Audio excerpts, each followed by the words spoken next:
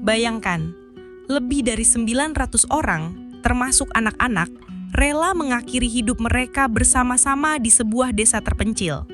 Mereka meminum racun sianida atas perintah satu orang yang mereka anggap sebagai penyelamat.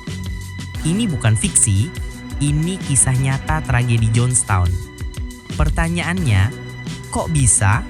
Apa yang membuat ratusan, bahkan ribuan orang rela menyerahkan seluruh hidup, harta, keluarga, dan bahkan nyawa mereka pada satu orang atau satu kelompok? Jawabannya ada pada satu kata yang sering kita dengar, tapi jarang kita pahami sepenuhnya. Kultus. Oke, pertama-tama mari kita luruskan dulu. Apa sih bedanya kultus dengan agama atau komunitas biasa? Banyak yang salah kaprah menganggap semua kelompok dengan keyakinan aneh itu kultus. Padahal pembedanya bukan pada apa yang mereka percaya, tapi pada bagaimana mereka berperilaku. Komunitas atau agama yang sehat itu seperti rumah dengan banyak jendela dan pintu. Kamu bebas datang dan pergi, bertanya, bahkan tidak setuju. Tujuannya adalah pertumbuhan spiritual atau personal bersama.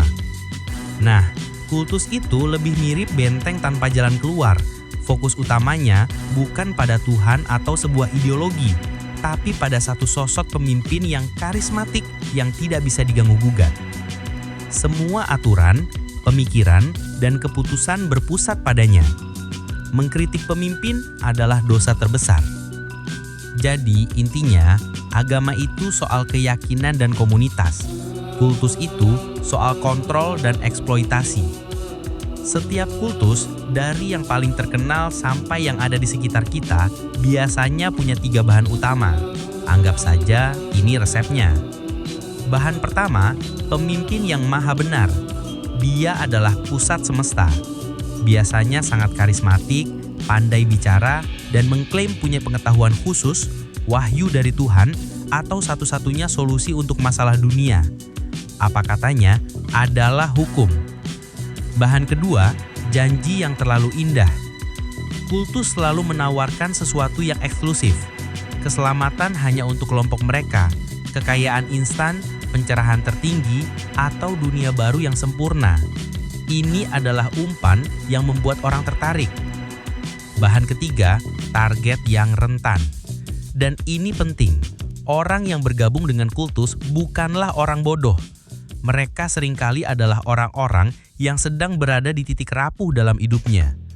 Mungkin mereka kesepian, baru putus cinta, kehilangan pekerjaan, atau merasa hidupnya hampa dan butuh tujuan. Kultus datang menawarkan jawaban dan komunitas instan di saat yang tepat. Begitu target masuk, jeratnya mulai dipasang. Mereka menggunakan taktik psikologis yang sangat efektif. Ini beberapa yang paling umum.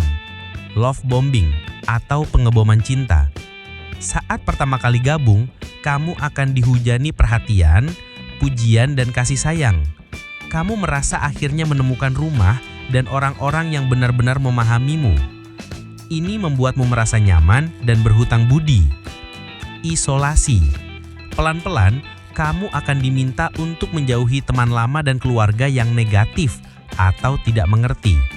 Tujuannya adalah memutus sistem pendukungmu, sehingga satu-satunya duniamu adalah kelompok itu.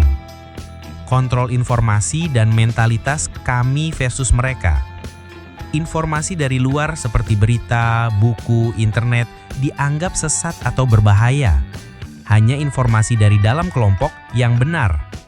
Dunia luar digambarkan sebagai tempat yang jahat dan rusak, sementara kelompok mereka adalah satu-satunya tempat yang aman. Ketergantungan finansial dan emosional. Anggota seringkali diminta menyerahkan harta atau gajinya untuk tujuan mulia. Ini membuat mereka secara finansial tidak bisa pergi.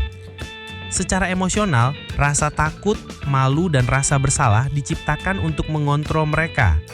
Kalau kamu pergi, kamu akan celaka. Proses ini terjadi sangat pelan, seperti katak yang direbus pelan-pelan. Kamu tidak sadar sedang dimanipulasi sampai semuanya sudah terlambat.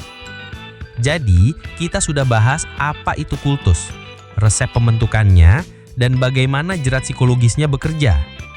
Poin terpenting yang harus kita ingat adalah kultus bukanlah tentang kepercayaan yang aneh, tapi tentang struktur kekuasaan yang absolut dan kontrol yang merusak. Ia memangsa kerentanan kita sebagai manusia, kebutuhan kita untuk diterima, untuk memiliki tujuan, dan untuk menemukan jawaban di dunia yang kadang terasa membingungkan. Bagaimana menurut kalian? Pernahkah kalian mendengar cerita tentang kelompok seperti ini di Indonesia? Atau mungkin ada aspek lain dari kultus yang ingin kalian diskusikan? Tulis pendapat kalian di kolom komentar di bawah ini. Mari kita berdiskusi dengan terbuka dan saling mencerahkan. Jangan lupa subscribe, like, dan komen ya.